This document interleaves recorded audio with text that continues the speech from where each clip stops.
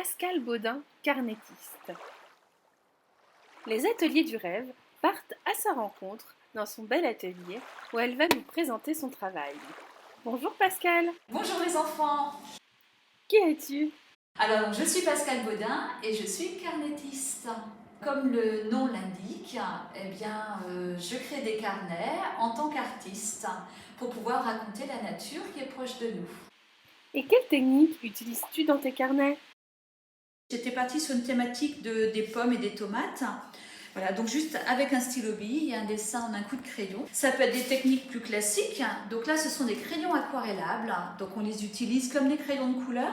Et après, avec l'eau, on arrive à dissoudre les pigments de couleur. Je peux aussi utiliser donc du stylo bille ou de l'encre pour pouvoir mettre en valeur les ombres et les lumières. Ça peut être encore aussi des pastels gras avec de l'encre aquarellable, pouvoir donner cet effet-là. Donc avec de l'aquarelle, mais avec un fond de couleur. Donc là, c'est du papier journal, mais ça pourrait être du papier craft. Donc là, on est sur de la technique mixte. Et puis aussi des collages, des rouges, des verts que j'ai piochés à droite à gauche dans les magazines. Que peux-tu faire en extérieur? Mais là, par exemple, c'est un carnet, c'était une journée à Concarneau. Là, j'ai utilisé le stylo bille ou encre avec des crayons aquarellables.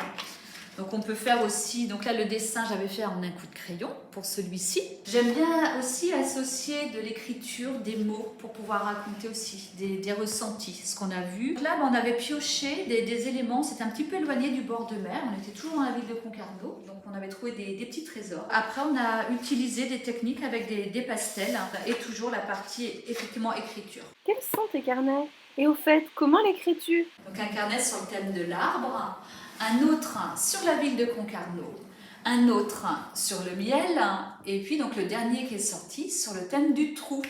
Alors chacun des carnets, je crée des textes, des illustrations également, pour pouvoir raconter par rapport à la thématique. J'utilise aussi des photos, et puis dans mes carnets, j'aime bien créer des pages qui se déplient pour pouvoir raconter toujours par rapport à ce thème-là.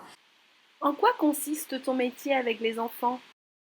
Moi, je propose un programme d'animation, ou alors ça peut être avec des écoles, dans ces cas-là avec le maître, la maîtresse. On conçoit justement tout un projet, et puis après on va être dans les différents milieux. Ça peut être le bord de mer, ça peut être en forêt, ça peut être tout près de l'école aussi parce qu'il y a un petit ruisseau qui coule. Et donc dans ces cas-là, on prend le temps d'observer, on prend le temps de dessiner. Mais on peut aussi aller dans une forêt par exemple, découvrir la verticalité des arbres, et dans ces cas-là, apprendre aussi à tracer des traits dans ce sens-là. On observe dans le milieu et puis on prend le temps de dessiner. Dis Pascal, quel est ton endroit préféré? C'est vrai que j'ai pas forcément un milieu qui est vraiment le préféré parce qu'ils sont tous très intéressants. Bon, après il y a quand même un endroit que j'apprécie énormément, c'est au bord de la mer.